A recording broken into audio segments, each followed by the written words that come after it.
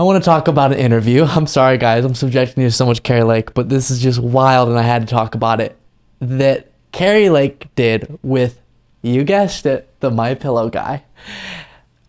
And I don't think you could get two more wacky, bonkers people, not in the same room, but, together, than Mike Lindell, the MyPillow guy, and Kari Lake, the, as I called her on a previous segment, America's fascist stepmother.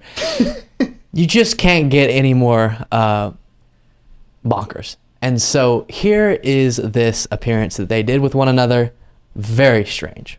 Let me ask you a question. I do know you, and you are one of the most genuine, honest, kind people. People absolutely love you. And you are an honest person. Speak for yourself, Kari. So before it continues, let me kind of set up. The discussion they're going to have in the segment relates to Republicans now feeling like they should give up on the mail-in voting's fraudulent claims and just lean into encouraging the voters to vote in legal ways, completely legitimate ways, but convenient ways. And so if you can't show up on election day, try to find a time early voting, or if you're someone who wants to do it this way, mail-in vote, or drop off a ballot at a ballot drop box. However you can vote, vote. And some Republicans are thinking, we've covered this, we should shift our narrative, because for no reason just coming out and saying all these things are fraudulent when they're not just hurts us. It makes it harder for our voters to vote, so we might as well encourage them to make it happen however they can. Well, Kari Lake and Mike Lindell do not like that idea, because God forbid our democracy is more convenient to participate in. So a lot of the Republicans, and we don't have a lot of time, so answer this quickly, are suggesting that we start ballot chasing and acting like the Democrats.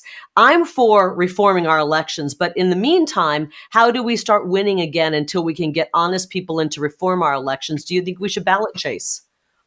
That would be the worst thing. That's exactly the opposite of what you should do. 100% opposite. Your race in the primaries prove it. We need same-day voting, paper ballots, hand counted. It's been proven in every other country that has them. And if they start doing that, then they're falling right into the trap of the uniparty. That's the uniparty trap. Anyone that says that, it's horrific if they would say something like that. I have a problem with it too, Mike. We have great policies, great candidates. The left keeps rolling out people who are practically brain dead and they're criminals. We've got all sorts of issues. They've got bad backgrounds. We have to reform our elections or our country will falter and we'll never get it back. Mike, thank you for joining us. It's just great to see you, and I wish you all the best. So this is the battle that's going on within the Republican Party. Of course, Mike Lindell is running to be RNC chair, a very powerful person within the Republican Party. I don't think he'll prevail on that front, but it does represent the Trump, hardcore Trump, MAGA election denier group versus the not even moderate, but just we're done with Trump wing of the Republican Party, the kind of we really want DeSantis part of the Republican Party, who is realizing even if they have no principles, it's not because they, out of a set of principles, don't think election denying is good, but instead is just strategic and thinking clearly whatever Trump brings to the Republican Party is hurting us. And the midterms showed that, 2020 showed that, even 2018 showed that. And so we need to dump that, make the Republican Party something different and separate from Trump. And the most radical part of our party doesn't help us. But the radical part of the party still exists and still has a lot of supporters behind them. And so it's a huge conflict for the Republican Party. And that makes itself known in a bunch of different ways. But one of them is this kind of how do we handle our election processes going forward now that we haven't done as well as we expected to in a number of elections at this point. Well, maybe we should stop telling voters to not vote in a lot of the ways that they have available to them.